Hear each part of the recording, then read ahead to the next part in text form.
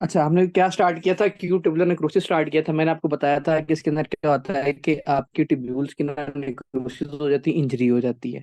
ठीक है। उसकी कॉजेज में मैंने आपको बताया इसके अंदर क्या क्या हो सकता है। स्कीमिया की वजह से हो सकता है, जब ब्लड सप्लाई कम जाएगी ट्यूब्यूल्स की तरफ, तो भाई ट्यूब्यूल्स को उतनी एनर्जी मिलेगी नहीं, न्यूट्रिशन मिलेगी नहीं, उसके सेल्स की क्या हो जाएगी, डेथ हो जाएगी। दूसरा इंपॉर्टेंट पॉइंट मैंने इसमें ये बताया आपको कि नेफ्रोटॉक्सिक एजेंट होते हैं, वो करवा सकते हैं क्या आपकी नेक्रोसिस करवा सकते हैं। अभी हम देखते हैं थोड़ी देर बाद कि नेफ्रोटॉक्सिक एजेंट कौन कौन से होते हैं। पहले आप मुझे ये बताएं, अगर मैं यहाँ पे एक बात लिखूं कि जो आपका प्री रेनल एजोटीमिया है या प्री रेनल फेलियर है, वो आपका एटीएन करवा सकता है? शाबाश, पहले तो ये बताएं। उसके अंदर भी तो ब्लड सप्लाई कम जा रही थी ना किडनी की तरफ। हाँ जी। क्या हम ये बात लिख सकते हैं?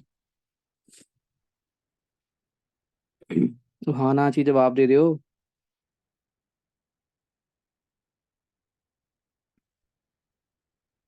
करवा सकती है, ओके। तो आप ये लिख लें जी, प्री रेनल भी आपका क्या करवा सकता है, क्यू ट्यूबुलर नेक्रोसिस करवा सकता है। अच्छा, सबसे पहले मैंने कहा था कि अभी मैं आपको इसके नेफ्रोटॉक्सिक एजेंट बताता हूँ, इसके अंदर लिख लें। कुछ ड्रग्स होती हैं, वो करवा सकती हैं। उसके बाद और क्या होता है, मोस्ट इंपॉर्टेंट एमसीक्यू जिसमें से आता है वो है आपका मायोग्लोबिन प्रोटीन। ठीक है। मायोग्लोबिन प्रोटीन आपके लिए क्या होती है, एज अ टॉक्सिक एजेंट होती है किडनी के लिए। अब देखिए मायोग्लोबिन, बच्चों अगर एक्यूट ट्यूबुलर नेक्रोसिस में से क्वेश्चन आता है ना, तो वो या अमाइनो ग्लाइकोसाइड ड्रग में से पूछता है, अभी मैं वो बताता हूँ वो कैसे करेगी। या दूसरी बात, वो एग्जामिनर मेंशन करता है मायोग्लोबिन यूरिया। अब देखें मायोग्लोबिन यूरिया का भी क्वेश्चन कैसे आता है। मायोग्लोबिन क्या है, एक प्रोटीन है ना। जब आपकी प्रोटीन किडनी में से पास करेगी तो किडनी की जो ट्यूब्यूल होती है ना, उसको डैमेज कर देती होती है। ठीक है। मायोग्लोबिन प्रोटीन, अब मायोग्लोबिन प्रोटीन आती किधर से है, पहले तो ये पता होनी चाहिए ना। मायोग्लोबिन प्रोटीन आपके बच्चों स्केलेटल मसल से निकलती है। जब आपके स्केलेटल मसल्स की ब्रेकडाउन होती है ना, तो उधर से आपकी मायोग्लोबिन प्रोटीन रिलीज होती है। ठीक है। आपने अक्सर ये वाक्य सुना हुआ होगा, सब नहीं सुना होगा, कि उसको मतलब किसी ने अरेस्ट, उसने पुलिस ने अरेस्ट किया और उसको इतना मारा उसकी वजह से उसकी डेथ हो गई। ये आपने बात सुनी है ना? ये वाली बात सुनी है ना आपने, कि मतलब कि पुलिस ने अरेस्ट किया और उसको मारा, उसकी डेथ होगी। भाई जब वो मारते हैं ना, तो उसके मसल्स की ब्रेकडाउन होती है। जब मसल्स की ब्रेकडाउन होती है तो उधर से मायोग्लोबिन रिलीज होता है। जब उसका मायोग्लोबिन रिलीज होता है, वो किडनी के लिए एज अ टॉक्सिक एजेंट है। जब वो किडनी के लिए टॉक्सिक एजेंट है, वो आके आपका एक्यूट ट्यूबुलर निक्रोसिस करवा देता है। इतनी सीवियर करवा देता है कि किडनी अपना फंक्शन छोड़ देती है। With the passage of time बंदा ऊपर पहुंच जाता होता है। ठीक है, अभी तक नहीं भाई? अच्छा जी। जी, इसको हम रेप्डोमायोलाइसिस भी बोलते होते हैं ना। अब देखिए इसका क्वेश्चन एग्जामिनर पता है कैसे पूछता है, आपको ये नहीं कहेगा कि वो पुलिस से अरेस्ट किया उसको मारा। सिंपल वो एक बात लिखता है कि भाई फॉल, गिरा है, कहीं से भी गिरा है, उसकी वजह से क्या हुआ, उसका मायोग्लोबिन प्रोटीन निकली है उसके किधर से, स्केलेटल मसल से। मैं भी आपको इसके एमसीक्यू सेंड करूंगा, ये मायोग्लोबिन लिख के, ये रेप्डोमायोलाइसिस लिख के ना। प्लैब में तकरीबन उसने 7 से लेके 8 एमसीक्यूज पूछे हुए हैं, और उसका आंसर नहीं लगा हुआ, उसका आंसर आपने खुद ही लगाना है। ठीक है, मैं भी आपको क्लास के बाद ये वाली स्टेटमेंट सेंड करूंगा मायोग्लोबिन वाली ना। क्रश इंजरी भी हम इसको बोलते होते हैं, या वो क्रश इंजरी बोल देगा, या वो रेप्डोमायोलाइसिस बोल देगा, या वो लिख देगा मायोग्लोबिन यूरिया। तीनों का मतलब एक ही है। ठीक है। सबका मतलब एक ही है। समझ आ गई? जब आपको पता है मायोग्लोबिन प्रोटीन पास करेगी किडनी में से, किडनी की ट्यूब्यूल्स को डैमेज करेगी और क्या कर देगी, क्यू ट्यूबुलर नेक्रोसिस कर देगी।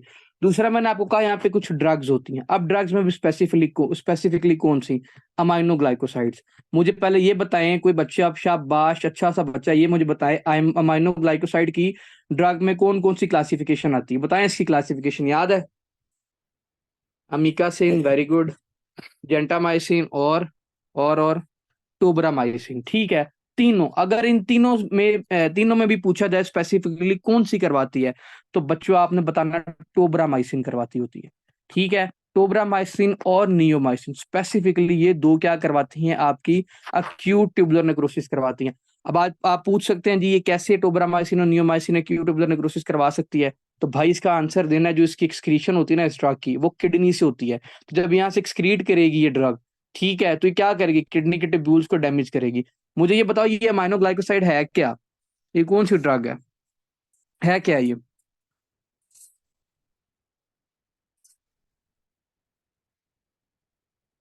एंटीबायोटिक है, ठीक है। इसीलिए मैंने बताया। क्या करेगा, बैक्टीरियल इन्फेक्शन की हिस्ट्री के साथ पेशेंट आएगा, आपने डॉक्टर क्या करेगा, उसको प्रिस्क्राइब करेगा, अमाइनो ग्लाइकोसाइड प्रिस्क्राइब कर देगा। वो इसका इतना ज्यादा वो इनटेक कर लेगा ड्रग का, जिसकी वजह से क्या होगा, इसकी ट्यूब्यूल्स डैमेज हो जाएगी। क्यों ट्यूब्यूल्स डैमेज होगी? आपने बच्चों बताना है, किडनी से एक्सक्रीट करती है इसीलिए। ठीक है, समझ आ गई माइनोग्लाइकोसाइड का क्वेश्चन कैसे आएगा। दूसरा क्वेश्चन ऐसे आता, तीसरा एग्जामिनर क्वेश्चन पूछता है लेड पॉइजनिंग के साथ। ठीक है, अब लेड पॉइजनिंग के साथ क्वेश्चन कैसे आता है ये भी लिख लें। लेड पॉइजनिंग के साथ क्वेश्चन ऐसे आएगा, एग्जामिनर कहेगा कि एक पेशेंट है, वो पेंट की जो फैक्ट्री है ना, इंडस्ट्री है, उसमें काम करता है। ठीक है, अब उसके साथ जो क्लिनिकल फीचर आ रहे हैं, उसकी दोनों नर्व, उसकी क्या हो रही है, उसकी रिस्ट ड्रॉप भी हो रही है, साथ फुट ड्रॉप भी हो रहा है, साथ वो मेंशन कर देगा प्लस इस पेशेंट के अंदर क्या हो रहा है, जो उसका ब्लड यूरिया नाइट्रोजन क्रिएटिनिन की रेशियो है वो क्या कर रही है, इंक्रीज करेगी कि डिक्रीज करेगी, शाबाश। इसके अंदर इंक्रीज करेगी कि डिक्रीज करेगी, इसके अंदर भाई किडनी डैमेज हो रही तो इंक्रीज ही करेगी ना, कोई इतनी कॉमन सेंस तो है ना सब में। ब्लड यूरिया नाइट्रोजन क्रिएटिनिन की रेशियो क्या कर देगी, इंक्रीज कर देगी। ठीक है, ये तीनों फीचर मेंशन करके चौथा वो एक्यूट ट्यूबुलर नेक्रोसिस का फीचर मेंशन करेगा कि ब्राउन ग्रैनुलर कास्ट या मडी कास्ट इसके अंदर हम देखेंगे। ठीक है, ब्राउन ग्रैनुलर कास्ट मेंशन कर देगा। फिर क्वेश्चन पूछेगा what is most likely diagnosis. Paint की इंडस्ट्री से पता चला कि पेशेंट लेड वाली कंपनी में काम कर रहा है। रिस्ट ड्रॉप और ये फुट ड्रॉप किसके ये कॉम्प्लिकेशन है, इसकी लेड पॉइजनिंग की कॉम्प्लिकेशन है। ब्लड यूरिया क्रिएटिनिन की रेशियो क्यों बढ़ रही है, क्योंकि आपका किडनी डैमेज हो रहा है। और ब्राउन ग्रैनुलर कास्ट हम एटीएन वाले पेशेंट के अंदर देखते हैं। फिर वो क्वेश्चन पूछता है what is most likely diagnosis, तो आपने बताना भाई पेशेंट हमारे पास एटीएन का है। हाँ जी, यहाँ तक समझ में आ गई सबको।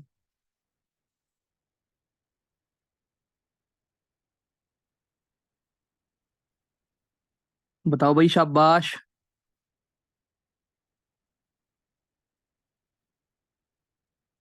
ओके, अच्छा, अब देखिए फॉर एग्जांपल अगर पेशेंट आया हमारे पास इस्कीमिया की हिस्ट्री के साथ ना, इस्कीमिया और उसकी वजह से क्या हो रहा है, उसको एटीएन हो रहा है।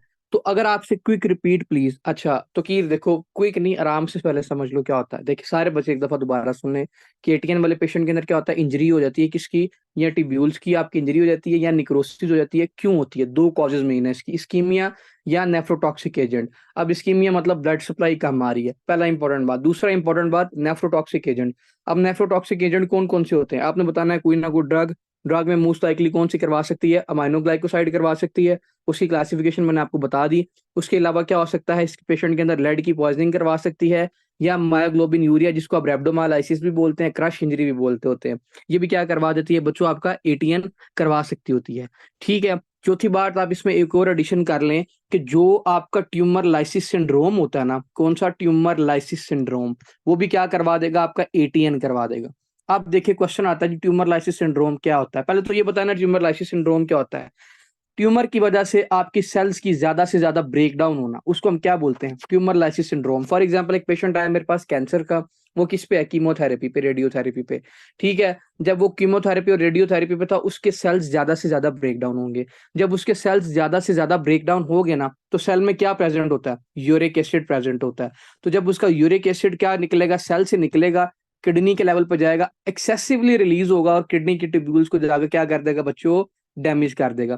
तो मुझे ये बताएं शाबाश, क्या हम कह सकते हैं कि इस पेशेंट के अंदर जो ट्यूमर लाइसिस सिंड्रोम है वो करवा सकता है।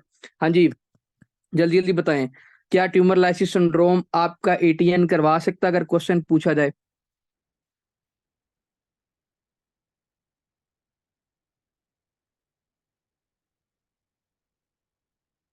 ओके, अच्छा, अगर तो फॉर एग्जांपल इस्कीमिया की वजह से आपका एटीएन हो रहा ना, तो अगर आपसे पूछा जाए ट्यूब्यूल्स का मोस्ट कॉमन सेगमेंट कौन सा इन्वॉल्व होता है, वेरी इंपॉर्टेंट ये एमसीक्यूज है। तो आपने क्या बताना है बच्चों, बताता हूँ सेगमेंट कौन सा इन्वॉल्व हो रहा है। Very good Hafsa, proximal convoluted tubule आपकी डैमेज हो रही होती है इसके अंदर, अगर आपका सिर्फ इस्कीमिया की वजह से हो रहा होता है। ठीक है, पीसीटी साथ इसके दूसरा और कौन सा इन्वॉल्व हो सकता है, तो भाई आपने बताना है जो इसका होता है वो होता है मेडुलरी सेगमेंट भी इसका इन्वॉल्व हो सकता होता है इस पेशेंट के अंदर। ठीक है जी, थिक होता है, थिन होता है, मेडुलरी सेगमेंट भी आपका इन्वॉल्व इसके अंदर हो सकता है।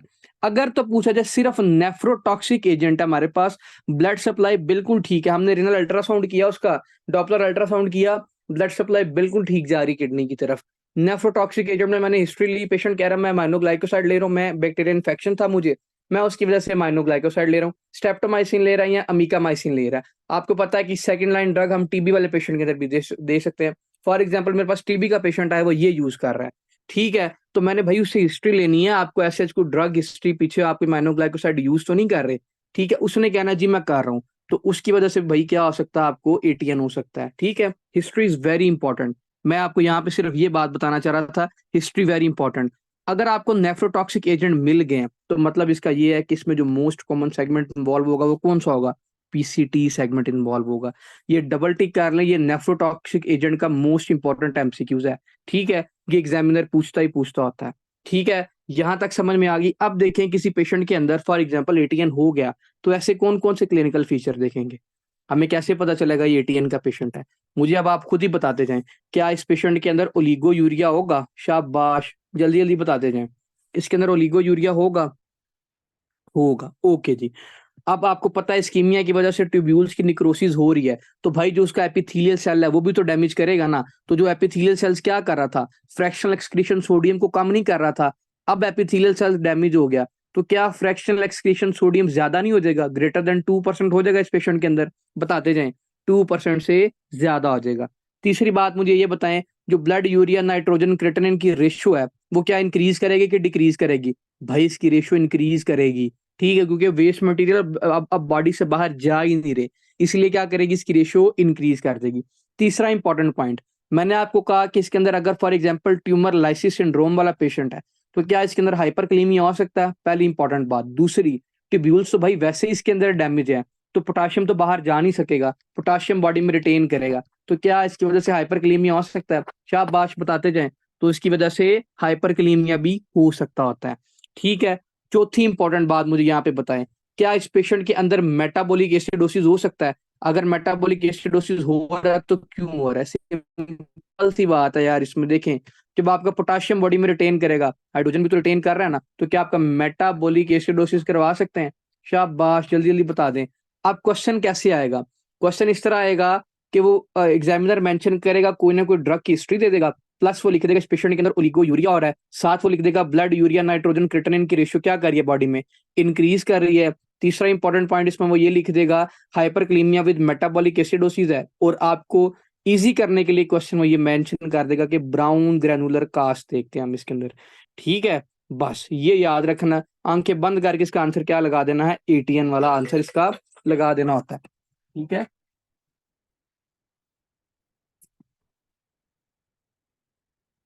जी जी बिल्कुल, आपकी जब उसकी एपिथेलियल डैमेज होगी तो बाइकार्बोनेट कहाँ से उसकी एब्जॉर्प्शन होगी। ठीक है, अच्छा, अब इसके अंदर पता क्या होता है, देखें इसके साथ ना इस पेशेंट के अंदर, एक मिनट मैसेज आ रहे हैं जी, ओके। अच्छा, इस पेशेंट के अंदर ना ब्राउन ग्रैनुलर कास्ट क्यों आता है, किसी को पता क्यों आता है ब्राउन ग्रैनुलर कास्ट, सुन तो सबने लिए, पूछा किसी ने नहीं यार कि ब्राउन ग्रैनुलर कास्ट ही क्यों आ रहा है। तो बच्चों आपने हमेशा याद रखना, जब भी आपकी एपिथेलियल सेल डैमेज होती है ना इसके अंदर, एपिथेलियल सेल जब एक्युमुलेट होना शुरू हो जाते हैं इकट्ठी at the level of tubules, वो फिर टाइम आता है, with the passage of time आपके यूरिन में आना शुरू हो जाते हैं, इसीलिए हम इसको क्या कहते हैं, ब्राउन ग्रैनुलर कास्ट हम इसके अंदर देखते होते हैं। ठीक है, प्लग बनता है जी, वेरी गुड, अफसा प्लग बनता है, फिर वो यूरिन में आता है, और इसकी वजह से क्या होता है, इस पेशेंट के अंदर हम ब्राउन ग्रैनुलर कास्ट देखते होते हैं। अच्छा, अब हमने इस पेशेंट को इन्वेस्टिगेट कैसे करना है, इन्वेस्टिगेशन में आप मुझे खुद लिखवाते जाएं, इसकी मेडिसिन का जो पार्ट है ना, क्या क्या करेंगे, लास्ट जो आपको लिखवाई थी प्री रेनल की सारी वही लिखवा दें। क्या मुझे ये बताएं, जब हम इसकी यूरिन आउटपुट देखेंगे क्या वो कम होगी कि ज्यादा होगी, शाबाश बताते जाएं, यूरिन आउटपुट कम, ओलिगो यूरिया चल रहा है ना, ब्लड यूरिया नाइट्रोजन क्रिएटिनिन की रेशियो क्या होगी, ज्यादा होगी कि कम, वो क्या होगी बॉडी में ज्यादा होगी। और इस पेशेंट के अंदर हम क्या करेंगे, फ्रैक्शनल एक्सक्रीशन सोडियम का लेवल ज्यादा कि कम, वो भी क्या करेगा 2% से बच्चों ज्यादा हो रहा होगा। हम इसके इलेक्ट्रोलाइट्स चेक करेंगे, इलेक्ट्रोलाइट्स में जब देखा बॉडी में पोटाशियम का लेवल ज्यादा होगा, प्लस इसके साथ और क्या होगा बच्चों, मेटाबॉलिक एसिडोसिस होगी इस पेशेंट के अंदर, हाइड्रोजन का लेवल बॉडी में इंक्रीज करेगा, हाइड्रोजन का लेवल भी बॉडी में इंक्रीज करेगा। अगर फॉर एग्जाम्पल हमने रूल आउट करना है इसको ट्यूमर लाइसिस सिंड्रोम तो नहीं है, तो मुझे ये बताएं, क्या मैं इस पेशेंट के अंदर यूरिक एसिड का लेवल चेक करूंगा, शाबाश जल्दी जल्दी बताते जाएं, कॉज को देखते हुए यूरिक एसिड का लेवल इस पेशेंट के अंदर मैं चेक करूंगा। हाँ जी, तो ओके, इसके अंदर मैं क्या करूंगा, यूरिक एसिड का लेवल भी बच्चों चेक करूंगा। ये सारी इन्वेस्टिगेशन है जो हम इस पेशेंट के अंदर करेंगे। अच्छा, अब इसका ट्रीटमेंट कैसे करना है, ट्रीटमेंट हमने इस पेशेंट को ऐसे करना है बच्चों, treat the underline cause, cause क्या है, अब एक एक कॉज पकड़ते जाओ, उसको ट्रीट करते जाओ। अगर तो स्कीमी है तो उसके अंदर क्या हो रहा है बच्चों, ब्लड सप्लाई ही कम आ रही, ब्लड कम जा रहा है, तो क्या मैं उस पेशेंट के अंदर आईवी फ्लूइड दे सकता हूँ, शाबाश बताते जाओ। अगर तो उसको अमाइनो ग्लाइकोसाइड्स की वजह से हो रहा है, तो क्या मैं ये वाला ड्रग उसको छुड़वा के कोई और क्लास का ड्रग दे सकता हूँ? दूंगा इस पेशेंट के अंदर। तीसरा, अगर तो उसका यूरिक एसिड का लेवल बढ़ रहा है, यूरिक एसिड की वजह से उसका एटीएन हो रहा है, तो शाबाश, मुझे बच्चों ये बताओ इसके अंदर मैं एल्यूप्रानोल दे सकता हूँ, जो आपको क्या करती है, क्या मैकेनिज्म ऑफ एक्शन है, किसी को पता है इसका? जेंथीन ऑक्सीडेज इनहिबिटर है ये। याद आया, आपके यूरिक एसिड की फॉर्मेशन को कम करती होती है। तो मैं ये ड्रग दूंगा जो क्या करेगी, यूरिक एसिड की फॉर्मेशन को बच्चों को कम कर देगी। एट द एंड इसका ट्रीटमेंट क्या देना है हमने, अगर तो इस्कीमिया ना, तो आईवी फ्लूइड ज्यादा से ज्यादा देना है, ताकि जो ब्लड सप्लाई है वो नॉर्मल किडनी की तरफ चली जाए। बस, इसका ट्रीटमेंट हमारे पास यही है। ठीक है, समझ आ गई? इस टॉपिक में से किसी का कोई एक भी क्वेश्चन है तो पूछ ले।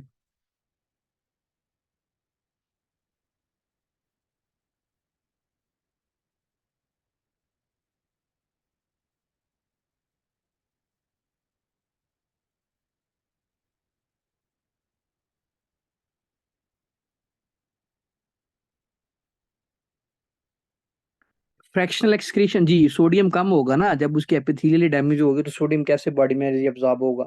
सोडियम यूरिन में ज्यादा आ रहा है, fractional excretion sodium greater than 2%। ठीक है, समझ आ गई?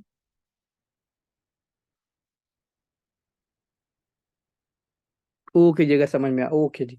अच्छा, अब हम आगे टॉपिक स्टार्ट करते हैं, very important, CKD, chronic kidney disease. बच्चों अगर रिनल में से क्वेश्चन आए और इसमें से क्वेश्चन ना आए, पॉसिबल ही नहीं है। सीकेडी में होता क्या है? देखें, क्रोनिक किडनी डिजीज नाम से पता चल रहा है कि भाई 3 मंथ से ज्यादा हो गया उसको, किससे? एकेआई से ज्यादा अगर उसको 3 मंथ में चला जाए पेशेंट, एक्यूट किडनी के बाद क्या आता है, क्रोनिक इंजरी आती है ना। क्रोनिकली कोई उसकी किडनी में इंजरी चल रही है, क्रोनिकली कोई चीज उसकी किडनी को डैमेज कर रही है, जिसकी वजह से वो अपने फंक्शन छोड़ रहे हैं। अगर आपसे पूछा जाए सीकेडी की मोस्ट कॉमन कॉज क्या है, हाँ जी, सीकेडी की मोस्ट कॉमन कॉज क्या है? कल ही आपने रेनल का टेस्ट दिया है, शाबाश। सीकेडी की मोस्ट कॉमन कॉज क्या है? Diabetes mellitus. और कौन करवा सकता है? और कौन सी कॉज हो सकती है? हाइपरटेंशन लिख सकता हूँ इसमें। क्या इसके अंदर मैं बच्चों जो नेफ्रोटिक सिंड्रोम में रैपिडली प्रोग्रेसिव ग्लोमेरुलोनेफ्राइटिस है मैं वो लिख सकता हूँ? फोकल सेगमेंटल ग्लोमेरुलोनेफ्राइटिस है मैं वो लिख सकता हूँ इसके अंदर? ये भी सारे क्या करते हैं बच्चों, आपकी करवा देते हैं, क्या करवाते हैं, सीकेडी करवा देते होते हैं। ठीक है। अच्छा, अगर फॉर एग्जाम्पल अब सीकेडी होता क्यों है? जब बच्चों आपका जीएफआर कम हो जाता है ना, ग्लोमेरुलर फिल्ट्रेशन रेट, किडनी क्या करती है, जब फिल्ट्रेशन रेट कम कर देती है ना, इसको हम किस में कंसिडर करते हैं? सीकेडी में कंसिडर करते हैं। अब सबसे पहले सीकेडी की स्टेज पता होनी चाहिए, कितनी स्टेजेस होती हैं सीकेडी की, जीएफआर के अकॉर्डिंग टू जीएफआर लेवल। ठीक है, ये वेरी इंपॉर्टेंट है। क्लिनिकली आपके लिए ये बहुत हेल्पफुल होता है ना, आप इसके जीएफआर के लेवल पे देख के पेशेंट को बताते हो आपको स्टेज 4 का सीकेडी है, आपको स्टेज 3 का सीकेडी है, आपको स्टेज 1 का है। ठीक है, स्टेज 1 लिखें। अगर तो फॉर एग्जाम्पल किसी को स्टेज 1 सीकेडी है, वेरी इंपॉर्टेंट, उसके अंदर जीएफआर का लेवल कितना होगा? आपने बताना 90 जीएफआर का लेवल होगा। ठीक है, नंबर 1 इंपॉर्टेंट पॉइंट। अगर तो बच्चों उसके अंदर स्टेज 2 है, स्टेज 2 सीकेडी है, ठीक है, इस पे जीएफआर का लेवल कितना होगा? आपने लिखना है 89 से लेके 60 तक। एक पेशेंट आया मेरे पास, उसने सारे मुझे सीकेडी की क्या हिस्ट्री दी, फीचर बताए, मैंने उसके अंदर जीएफआर का लेवल चेक करवाया। अगर उसका जीएफआर का लेवल 89 से लेके 60 तक है, मैं इसको ये इंडिकेट करूंगा आपको स्टेज 2 का क्रोनिक किडनी डिजीज हो गया। उसके अकॉर्डिंग मैंने फिर उसका ट्रीटमेंट करना होता है।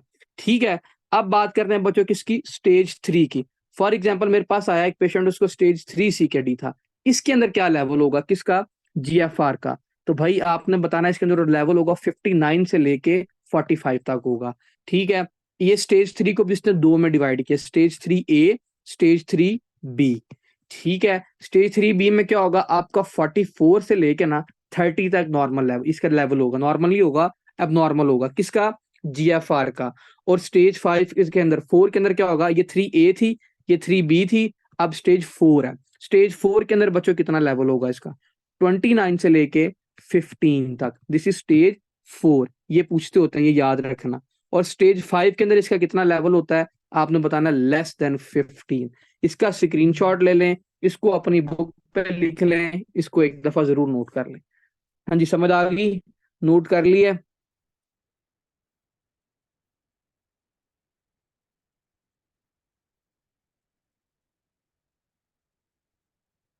सबने कर लिया है? अच्छा, शराज अगर तो उसका जीएफआर 90 है ना, सॉरी तो कीर, तो इसका मतलब ये है कि उसको स्टेज 1 सीकेडी है अभी। ठीक है, आपको पता है 100 से लेके 120 125 तक उसका नॉर्मल जीएफआर होता ना, अगर तो उसका 90 जीएफआर, इसका मतलब अभी उसको स्टेज 1 अर्ली स्टेज है। अगर तो उसकी स्टेज 2 है, स्टेज 2 में जो जीएफआर का लेवल होगा वो 89 से लेके 60 तक होगा। स्टेज 3 ए में जो लेवल होगा वो 59 से लेके 45 तक होगा। जीएफआर का रेट देखते हुए कितनी उसकी वैल्यू, उसके अकॉर्डिंग हमने उसको स्टेजेस में डिवाइड किया हुआ है। अगर तो स्टेज 3 बी का पेशेंट है ना, तो इसके अंदर जो जीएफआर होगा वो 44 से लेके 30 तक होगा। ठीक है, स्टेज 4 वाले पेशेंट के अंदर कितना होगा, 29 से लेके 15 तक। और स्टेज 5 क्या होता है, वर्स्ट स्टेज होती है, यहाँ पे किडनी टोटल अपना फंक्शन छोड़ देती है, पेशेंट को डायलिसिस पे शिफ्ट करना पड़ता होता है। ठीक है, इसके अंदर जो लेवल होगा वो लेस देन 15 होगा, ये आपने याद रखना है। ठीक है, ये एमसीक्यूज पूछते होते हैं। समझ आ गई? इसकी फोटो लेनी है, फोटो ले लो, नहीं तो मैं इसका स्क्रीनशॉट लेके मैं ग्रुप में बाद में सेंड कर दूंगा। ओके जी, अगर समझ में आ गई। अच्छा, अब फॉर एग्जांपल मेरे पास एक पेशेंट आया, उसको सीकेडी हो गया है। तो सीकेडी होने की वजह से मुझे सबसे पहले मैं आपको उसके क्लिनिकल फीचर लिखवाता हूँ, बल्कि आप लिखवाते थे मुझे, क्या इस पेशेंट के अंदर अनीमिया हो सकता है? शाबाश, अगर हो सकता है तो क्यों हो सकता है? सब ने पढ़ा आपने, इसके अंदर अनीमिया क्यों होगा अगर अनीमिया हो रहा है तो? किडनी डैमेज, हाँ, वेरी गुड। अरिथ्रोपोइटिन ही भाई नहीं बन रहा इसमें, ईपीओ जीन सही तरह काम नहीं करेगा। ईपीओ जीन सही तरह काम नहीं करेगा तो भाई अरिथ्रोपोइटिन नहीं बनेगा। तो जब अरिथ्रोपोइटिन नहीं बनेगा तो इसकी वजह से बोन मैरो को मैसेज नहीं मिलेगा। जब बोन मैरो को मैसेज नहीं मिलेगा तो आरबीसीज की प्रोडक्शन नहीं होगी। जब आरबीसीज की प्रोडक्शन नहीं होगी तो इस, अगर तो जब भी क्वेश्चन पूछा जाए आरबीसीज की प्रोडक्शन की वजह से अनीमिया नहीं हो रहा, तो इसका मतलब होता है कि उस पेशेंट के अंदर नॉर्मोसिटिक अनीमिया होता है, अंडर प्रोडक्शन में। ठीक है, वेरी गुड शराज, इस पेशेंट के अंदर कौन सा अनीमिया होगा? नॉर्मोसिटिक अनीमिया होगा। ठीक है, ये बात आपने याद रखनी है। अच्छा, अनीमिया वाली बात तो आपने मुझे बता दी। अच्छा, अब दूसरा पॉइंट इस पे मुझे ये बताएं। हाँ, जी जी, वो भी आते हैं अभी, तकीर आहिस्ता आहिस्ता ना यहाँ पे हेडिंग के साथ साथ चलते हैं ना। देखो, दूसरा बात मुझे ये बताओ, इसके अंदर क्या, इसके अंदर ब्लीडिंग हो सकती है? शाबाश, ब्लीडिंग होगी तो क्यों होगी? प्लेटलेट्स इसमें पता क्या होते हैं, डी ग्रेनुलेट हो रहे होते हैं यहाँ पे किडनी पे आके ना। तो भाई जब प्लेटलेट सही तरह डी ग्रेनुलेट नहीं होंगे, प्लेटलेट डी ग्रेनुलेट नहीं होंगे तो उसके अंदर से एडीपी वगैरह रिलीज नहीं होगा। थ्रोम्बोक्सिन ए2 क्या करते हैं, ट्रैक नहीं करते इसको अपनी तरफ। जब ये नहीं होंगे ट्रैक, इसकी वजह से क्या होगा, ब्लीडिंग ज्यादा से ज्यादा होगी। ये आपने नॉर्मल जब आपने पढ़ी होगी, एडीजन नहीं होगी। वेरी गुड शराज, एडीजन ही नहीं होगी। जब आपको पता है कि जब एक प्लेटलेट टूटता है ना तो वो दूसरे को अपनी तरफ अट्रैक्ट कर रहा होता है और क्या करता है, एक क्लॉट बनाता होता है। इसके अंदर डी ग्रेनुलेशन हो ही नहीं रही। जब डी ग्रेनुलेशन नहीं होगी तो क्या होगा, दूसरा प्लेटलेट्स वहां पे अट्रैक्ट नहीं होगा। जब दूसरा प्लेटलेट वहां पे अट्रैक्ट नहीं होगा तो एडहीजन नहीं होगी, क्लॉट नहीं बनेगा, तो क्या ब्लीडिंग टाइम बढ़ सकता है इस पेशेंट के अंदर? शाबाश, बेशक इसके प्लेटलेट्स नॉर्मल हो, बताते जाए। बाकियों को समझ आई ब्लीडिंग वाली बात?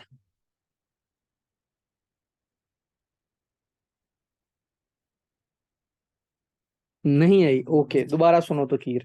जब तुमने पढ़ी थी हीमाटोलॉजी, उसके अंदर हमने एक चीज वो की थी, डिस्कस की थी, कि बच्चे, जब भी एक प्लेटलेट्स टूटता है ना, वो अपने अंदर से किसको रिलीज करवाता है? एडीपी को रिलीज करवाता है। एडीपी का क्या नॉर्मल फंक्शन होता है, इसने बाकी प्लेटलेट्स अपनी तरफ अट्रैक्ट करने होते हैं, ताकि क्या करे बच्चों, क्लॉट बना सके।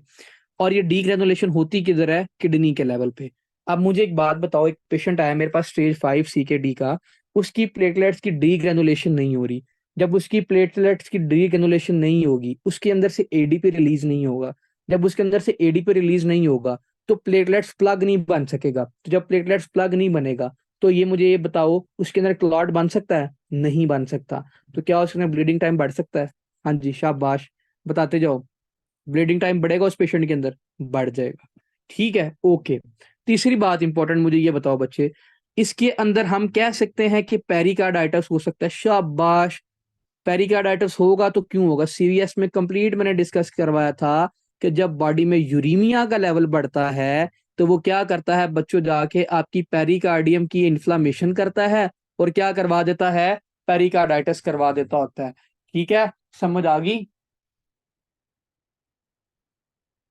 पेरिकार्डाइटिस करवाता होता है। ठीक है, एक मिनट यार, मैं जरा पेन की तरफ दिया। ओके, चौथा इंपॉर्टेंट पॉइंट मुझे ये बताओ बच्चों, देखें बात सुने। मैंने आपको जब पढ़ाया था नॉर्मल एंडो में फंक्शन पढ़ाया था, कि जो आपका डिस्टल कॉन्वोल्यूटेड ट्यूब्यूल होता है उधर क्या होता है, कैल्शियम की बॉडी में एब्जॉर्प्शन होती है, प्रॉक्सिमल कन्वोल्यूटेड ट्यूब्यूल पे क्या होता है, फॉस्फेट की एक्सक्रीशन होती है। तो शाबाश बच्चों मुझे ये बताओ, कैल्शियम इसमें एब्जॉर्ब हो सकता है अगर मेरे पास स्टेज 5 CKD का पेशेंट आया, स्टेज 2 का है, स्टेज 3 का है? शाबाश बताते जाओ, नहीं होगा। फॉस्फेट बॉडी से एक्सक्रीट कर सकता है? नहीं कर सकता। तो मैं इसमें लिख सकता हूँ कि कैल्शियम कम है इस पेशेंट के अंदर और फॉस्फेट कम है। अब आपको पता है कि अगर फॉर एग्जाम्पल कैल्शियम बॉडी में कम है तो कौन से हार्मोन का लेवल बढ़ता है? शाबाश, कौन सा हार्मोन कैल्शियम के लिए रिस्पॉन्सिबल होता है? पैराथोराइड हार्मोन। तो क्या पैराथोराइड हार्मोन ज्यादा से ज्यादा रिलीज होगा इसके अंदर कि मैं किसी तरह कैल्शियम को बॉडी में एब्जॉर्ब कर लूं? बताते जाए शाबाश। भाई पैराथोराइड हार्मोन अपना फुल जोर लगाएगा कि मैं किसी तरह से कैल्शियम को बॉडी में ले आऊं। लेकिन आगे तो CKD चल रहा है, क्रॉनिक किडनी डिजीज चल रहा है, कैल्शियम तो किडनी से आना था ना, तो किडनी से तो अंदर आ नहीं सकता। तो क्या मैं इसके अंदर ये बात लिख सकता हूँ कि इस पेशेंट के अंदर सेकेंडरी हाइपर पैराथोराइडिज्म हो रहा है? शाबाश। ओके जी, लिख सकता हूँ। अब मुझे कोई अच्छा सा बच्चा, पढ़ने वाला बच्चा मुझे बताए इसका क्वेश्चन कैसे आता होता है। मैंने 2 दफा ये टेस्ट बनाया आप लोगों का, दोनों दफा मैंने इसका क्वेश्चन दिया है। आज भी जो आपका टेस्ट होने वाला है उसके अंदर भी ये क्वेश्चन मैंने डाला हुआ है।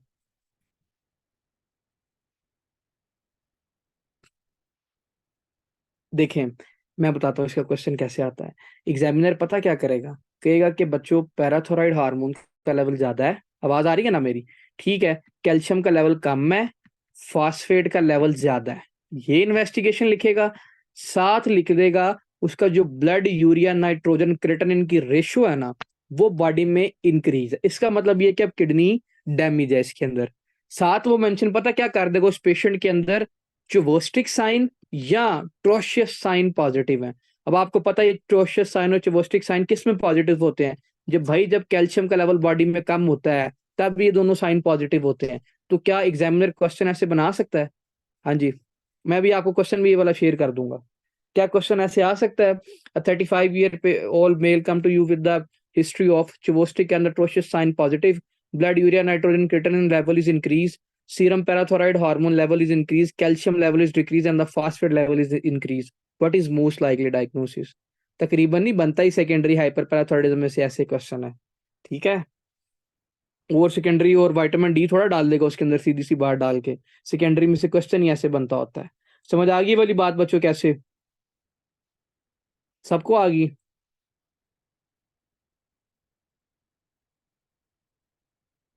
ओके जी। अच्छा, अब आप मुझे ये बताएं कि फॉर एग्जांपल एक पेशेंट आया मेरे पास CKD का, क्या उसके अंदर ओस्टियो डिस्ट्रॉफी हो सकती है? क्या उसका CKD की वजह से उसकी बोन्स की ब्रेकडाउन ज्यादा से ज्यादा हो सकती है? अगर हो सकती है तो क्यों हो सकती है? मैंने आपको ये भी बताया। यार देखो, जब उसका पैराथोराइड हार्मोन बढ़ गया है, मैंने आपको क्या कहा कि पैराथोराइड पैराथोराइड का क्या काम है? कैल्शियम को बॉडी में इंक्रीज करवाना ना। तो कैल्शियम और किधर पड़ा होता है? बोन्स में पड़ा होता है हमारे पास। तो क्या पैराथोराइड हार्मोन क्या करेगा? बोन से कैल्शियम निकालना शुरू कर देगा। जब वो बोन से कैल्शियम निकालना शुरू कर देगा, इसकी वजह से क्या हो सकता है? ओस्टियोपोरोसिस नहीं हो सकता? हमने जब ओस्टियोपोरोसिस पढ़ा था मैंने वहां पे आपको बताया था कि ये करवा सकता है। इसको हम क्या बोलते हैं इस टर्म को? Renal osteo dystrophy. ठीक है, आपके रेनल की वजह से जो, हाँ जी, रैंक एल, वो सारा कंप्लीट मैकेनिज्म अब छोड़ दो, पहले 3 से 4 दफा बताया हुआ आपको ना। रेनल ओस्टियो डिस्ट्रॉफी इस पेशेंट के अंदर हो रही होती है। ठीक है, ये वाली बात याद है ना आपको? वहां पे मैंने आपको वहां पे बताई हुई थी। अब आप मुझे ये बताओ बच्चों कि जब इसका फास्फेट का लेवल बढ़ रहा है बॉडी में, तो मुझे ये बताएं कि ये हाइपर फास्फेटीमिया करवा सकता है? शाबाश। क्या मैं इन्वेस्टिगेशन में इसका फास्फेट का लेवल चेक करवाऊंगा? बताते जाए साथ साथ खुद ही मुझे। मैं भाई इसके अंदर फास्फेट का लेवल चेक जरूर करवाऊंगा। ठीक है, ये आपने बात याद रखनी है। तीसरी इंपॉर्टेंट बात मुझे ये बताएं, क्या बच्चों इस पेशेंट के अंदर इन्फेक्शन हो सकता है? अगर इन्फेक्शन हो भी सकता है तो क्यों? एक तो कह दिया कि भाई इसके अंदर यूरीमिया बढ़ रहा है, वेस्ट प्रोडक्ट बढ़ रहा है, वो पेरिकार्डाइटिस करवा रहा है, वो तो हमने बात डिस्कस कर ली। दूसरा इंपॉर्टेंट पॉइंट इसके अंदर लिखें कि जो आपकी न्यूट्रोफिल्स की डिग्रेडेशन होनी होती है ना, वो भी आपकी किधर होती है? किडनी के लेवल पे हो रही होती है। ठीक है, अब देखें, जब न्यूट्रोफिल्स डीग्रेनुलेशन नहीं होगी उस पेशेंट के अंदर सही तरह, तो मुझे ये बताएं, क्या न्यूट्रोफिल्स फुली एक्टिव हो सकते हैं उसके? नहीं हो सकते। तो क्या इसके अंदर इन्फेक्शन करवा सकते हैं? कोई भी इन्फेक्शन आया वो इजीली अटैक कर देगा। आपको पता है फर्स्ट लाइन कौन सा डिफेंस मैकेनिज्म एक्टिवेट होता है आपका? न्यूट्रोफिल ही तो जाते हैं लड़ने। समझ आई? क्या इसके अंदर इन्फेक्शन हो सकता है?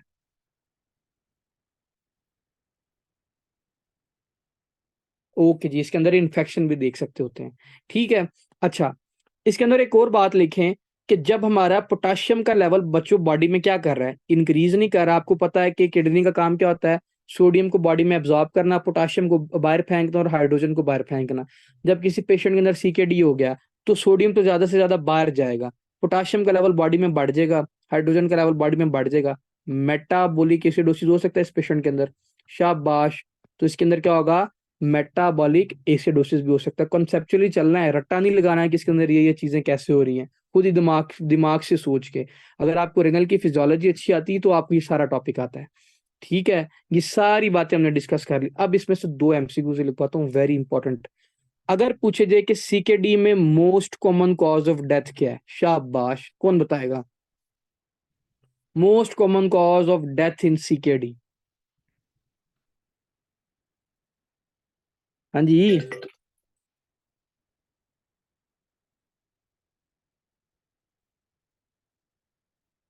भाई तुक्का ही ला रहे हो।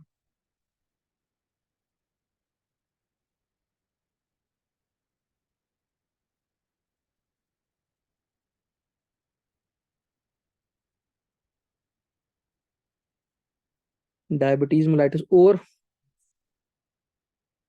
बाकी? यार ये तो काफी इंपॉर्टेंट एमसीक्यूज है।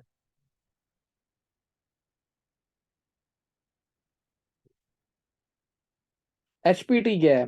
Cardiac failure, very good Taqir. Cardiac issue is the most common cause of death. मैंने आपको बताया नहीं कि इसके अंदर पेरिकार्डाइटिस हो रहा है, ठीक है। पेरिकार्डाइटिस आपकी क्या करवाता है, फ्रिक्शनल रब करवाता है। With the passage of time क्या हो जाएगा इस पेशेंट के अंदर, सीवीएस इशू की वजह से डेथ हो सकती है। Very important MCQ, double tick. अगर अगर तो पूछा जाए most common cause of death, अगर तो पूछा जाए second most common cause of death in CKD, जी जी, करवा सकता है। Second most common cause of death in CKD, मैं कल ही काफी, हाँ अच्छा जी।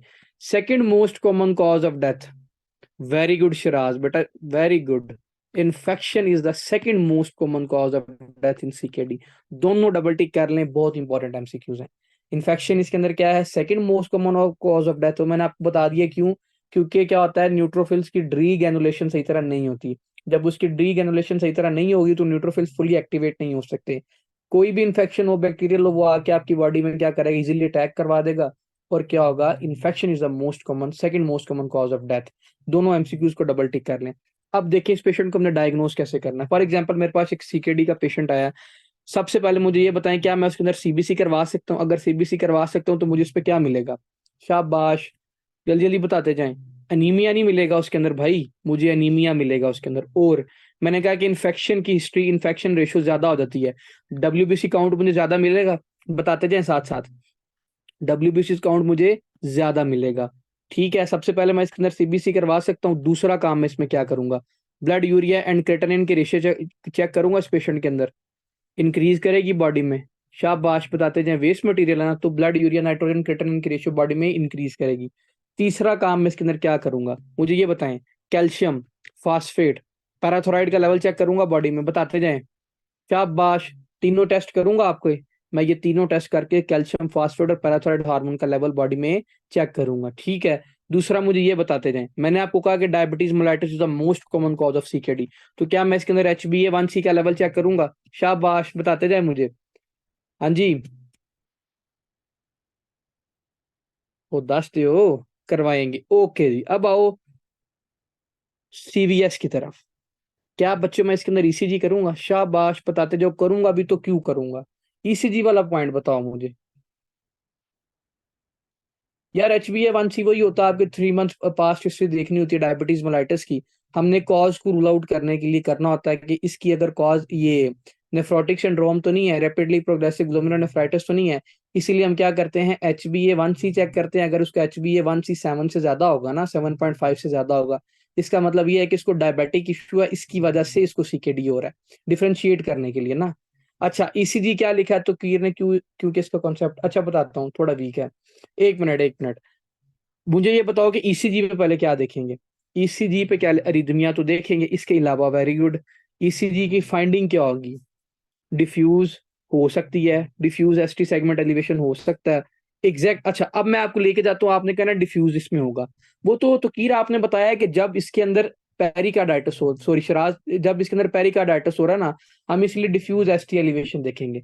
लेकिन अगर आपसे पूछा जाए ना ईसीजी की फाइंडिंग क्या होगी, ओ भाई ओ अकल दे अंधे हो, हाइपोकाल्सीमिया नहीं हो रहा।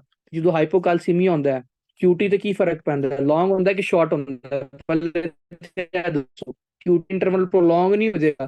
पहली इंपॉर्टेंट बात, जिसको आप क्या कहते हो, तो साढ़े डी पॉइंट नहीं बोलते होते। दूसरी इसमें लिखे हाइपर कलीमिया हो रहा है। हाइपर कलीमिया की वजह से हम क्या देखते हैं, टाल टी वेव में नहीं देखी थी, टॉल टी वेव देखेंगे इसके अंदर। ठीक है, आप इसके क्लिनिकल फीचर पे ही चल रहे हैं ना, हाइपोकाल्सीमिया की वजह से क्यूटी इंटरवल प्रोलॉन्ग कर दिया, हाइपरक्लीमिया की वजह से क्या देख लिया हमने इस पेशेंट के अंदर, टॉल टी वेव देखी। समझ आ गई, क्योंकि हम इसमें कैल्शियम का लेवल भी कम देख रहे हैं और उसका पोटाशियम का लेवल भी इंक्रीज देख रहे हैं, इसीलिए दो फाइंडिंग्स देखी हमने इसके अंदर, क्यू भी प्रोलॉन्ग है, टी भी प्रोलॉन्ग है इसके अंदर। समझ आ गई, और टी वेव आ रही है। हाँ जी, पॉइंट समझ में आया ईसीजी वाला। जी हफ्सा इसमें रिदमिया भी देख सकते होते हैं। ठीक है। अच्छा, मुझे ये बताएं कि फॉर एग्जांपल इसके अंदर आपने बताया, अच्छा थोड़ा सा टॉपिक से हट के आप इस तरफ आ जाएं कि इसके अंदर हाइपर कलीमिया हो रहा है और उसकी वजह से अरिदमिया हो रहा है। हफ्सा आपने यही बताया ना अभी कि इसके अंदर अरिदमिया हो रहा है, अरिदमिया हो क्यों रहा है, हाइपर कलीमिया की वजह से हो रहा है। अगर पूछा जाए हाइपर कलीमिया हो रहा है इस पेशेंट के अंदर, तो इसमें कौन सी एंटी अरिदमिक ड्रग देंगे, याद है किसी को? शाबाश, जो पोटाशियम को ब्लॉक करती हो। तुक्का ला दो, सीबीएस में पढ़ाया था, बेसिक्स क्लिनिकल दोनों में। Very good. तो कीर क्लास थ्री के ड्रग देंगे इसके अंदर हम। ठीक है, जो एमियोड्रोन वगैरह पड़े, ओए एमियोड्रोन है, मोलोडिपिन कैल्शियम चैनल ब्लॉकर है। एमियोड्रोन, सोटालोल, याद आया, इब्यूटिलाइड, वो वाली सारी इसमें देंगे जी, एमियोड्रोन वही वाली। ठीक है, पोटेशियम के लेवल को डिक्रीज करने के लिए। समझ आ गई, क्लास 1C वाली हम इसमें क्लास 1 कह रहा हूँ, क्लास 3 वाली ड्रग देंगे इसके अंदर। ओके जी, हम इस पे ये देंगे, आपने खुद ही बता दिए। अब मुझे ये बताएं, क्या हम इस पेशेंट के अंदर रेनल अल्ट्रासाउंड कर सकते हैं? शाबाश, बताते जाएं। रेनल अल्ट्रासाउंड क्यों करें भाई? उसकी ट्यूब्यूल्स देखने के लिए, कितनी ट्यूब्यूल्स डैमेज है उसकी, क्या हिसाब चल रहा है अंदर, सारी ये चीजें देखने के लिए। अगर तो फॉर एग्जाम्पल यहाँ तक सबको समझ आ गई सारी, पहले तो ये बताए ना, कोई एक बच्चा माइक ओपन करके ये बताएगा, मैं उतनी देर पानी पी लूं। सीकेटी की इन्वेस्टिगेशन बताएगा।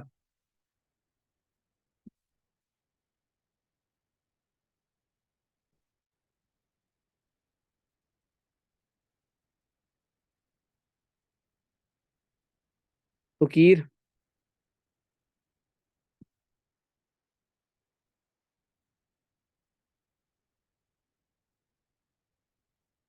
तो कि जरा इसकी इन्वेस्टिगेशन तो बताओ, सारी जो मैंने अभी आपको बताई है।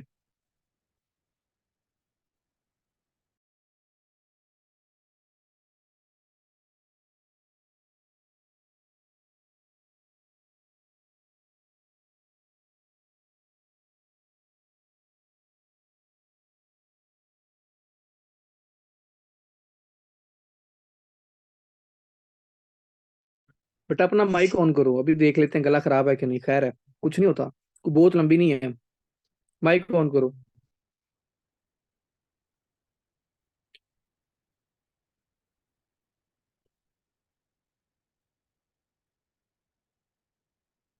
तो खीर अपना माइक ऑन करो।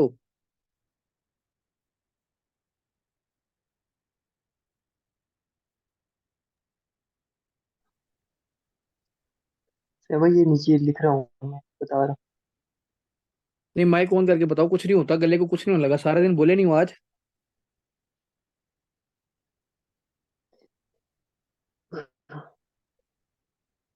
इसमें वो चेक करेंगे ना हम, मतलब कि सारे जो इलेक्ट्रोलाइट्स वगैरह होंगे वो हम चेक करेंगे। और हम देखेंगे कि इसमें क्या, मतलब अगर सीकेडी हो रहा है तो उसमें मतलब कि हाइपोकैल्सीमिया भी होगा, कैल्शियम का लेवल अब जब हम चेक करेंगे। तो हाइपोकैल्सीमिया क्यों होगा? क्योंकि हमारे पास जो विटामिन डी है उसकी एक्टिवेशन भी नहीं हो रही। अल्फा 1 हाइड्रोक्सिलेज एंजाइम वो भी मतलब कि एक तरह से वो एक्ट नहीं कर रहा। तो अब इसमें एक तरह से हाइपोकैल्सीमिया देखोगे, इसमें चोस्टिक साइन और ट्रोसिक साइन जो होंगे वो आप पॉजिटिव देखोगे इसकी वजह से। और इसमें हाइपोकैल्सीमिया हो रहा है, तो हाइपोकैल्सीमिया की वजह से आप लॉन्ग एक्यूट इंटरवल देखोगे, मतलब कि टोसाडेडी पॉइंट्स आप देखोगे इसमें।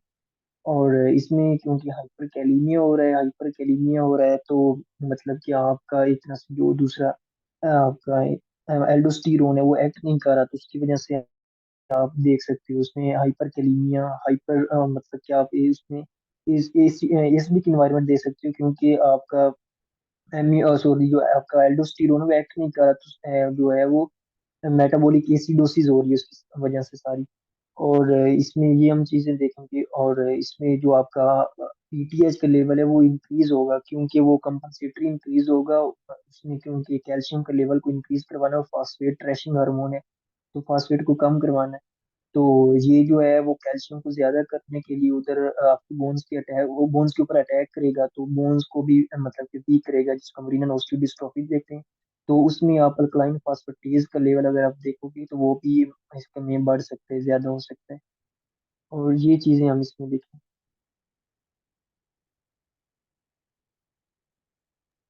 और भी ओके। बताना है कुछ? नहीं नहीं, बस वो शुक्रिया जी, आसानी की है।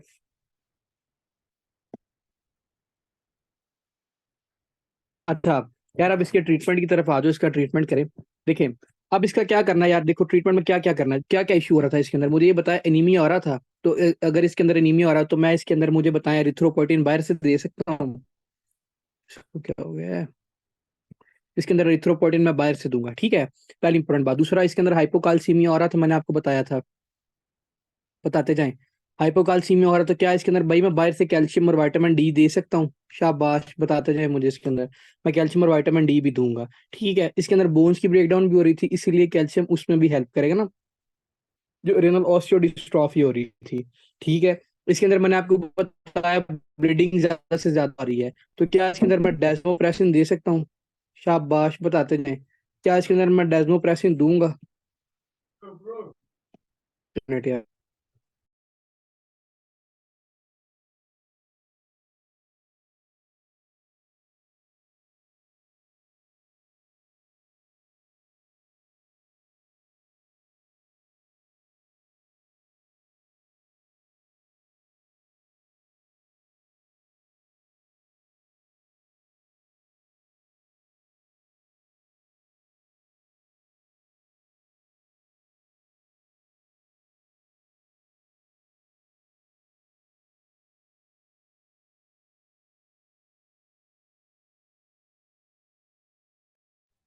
हाँ जी, हम इसके अंदर कैल्शियम देंगे, बाहर से विटामिन, इसके अंदर विटामिन डी देंगे, एरिथ्रोपोइटिन हम इसके अंदर दे सकते हैं। तीसरी बात मैंने आपको ये बताई, ब्लीडिंग ज्यादा हो रही है इसके अंदर, तो मुझे ये बताएं इसके अंदर डेमोप्रेसिन दे सकते हैं? इसके अंदर डेमोप्रेसिन देंगे। इसके अंदर हाइपर फास्फेटीमिया हो रहा है, ठीक है। अब आपको पता है फास्फेट का लेवल बॉडी में ज्यादा है, तो हमने काम करने के लिए कौन सी इसके अंदर ड्रग देनी है? ओरल फॉस्फेट बाइंडर देंगे। ओरल फॉस्फेट बाइंडर पर क्या करते होते हैं, ये खुद फॉस्फेट के साथ बाइंड करते हैं और किडनी से एक्सक्रीट करते हैं, ठीक है। इसीलिए हम इसके अंदर क्या देंगे? ओरल फॉस्फेट बाइंडर देंगे जी। इसके अंदर सेविलेमर होता है, और कौन सा होता है? दूसरा कौन सा होता है? दूसरा दूसरा लेंथम भी ले इसके अंदर। एक सेविलेमर होता है और दूसरा लेंथम होता है, ठीक। हम देंगे इसके अंदर साथ, ओके। अगर अब आपको पता है इसके अंदर एथेरोस्क्लेरोसिस भी ज्यादा से ज्यादा हो रही है, मेटाबॉलिक एसिडोसिस भी हो रही है। तो जब मेटाबॉलिक एसिडोसिस हो रही है बॉडी में, तो क्या मैं बाहर से बच्चे बायोकार्बोनेट दे सकता हूँ? शाबाश, बताते जाएं। इसके अंदर मैं बायोकार्बोनेट भी बाहर से इस पेशेंट के अंदर दूंगा। अगर तो पूछा जाए कि आपका बॉडी में फॉस्फेट का लेवल ज्यादा है, ये लिख लें, ये एमसीक्यू आता होता है। फॉस्फेट का लेवल क्या बॉडी में ज्यादा है, और जो कैल्शियम है वो भी ज्यादा है, ठीक है। तो फिर हम इसके इसके लिए कौन सा ओरल फॉस्फेट बाइंडर देंगे? आपने बताना है लेंथम देंगे इस पेशेंट के अंदर, ठीक है। अगर तो वो क्वेश्चन में लिखे कि फॉस्फेट बॉडी में ज्यादा है, ठीक है, और जो कैल्शियम है वो कम है, फिर हम कौन सा बाइंडर देंगे इसके अंदर? आपने बताना है कैल्शियम एसीटेट देंगे इस पेशेंट के अंदर, या कैल्शियम कार्बोनेट देंगे इसके अंदर, ठीक है। ये दोनों वो ये चिलेटिंग एजेंट्स है जो क्या करते हैं आपकी बॉडी से कि इसके फॉस्फेट को बाहर फेंकते होते हैं। अगर आपसे पूछा जाए इसका जो एग्जैक्ट ट्रीटमेंट है, ट्रीटमेंट ऑफ चॉइस क्या है, तो आपने बताया डायलिसिस। बस हम इसमें यही कर सकते हैं। जो कॉजेस इसको कर लिया ट्रीट, जो इसके सिम्टोमेटिक ट्रीटमेंट था वो कर लिया, एग्जैक्ट ट्रीटमेंट पूछा जाए तो वो क्या है? डायलिसिस। पूरे टॉपिक में से किसी का कोई एक भी क्वेश्चन?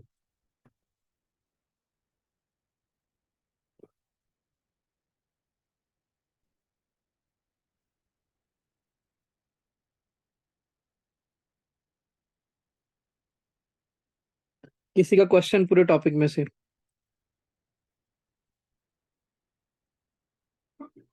ओके जी, अगर क्लियर है तो ओके जी। ओके, ठीक है जी, फिर छुट्टी करें, फी मान अल्लाह।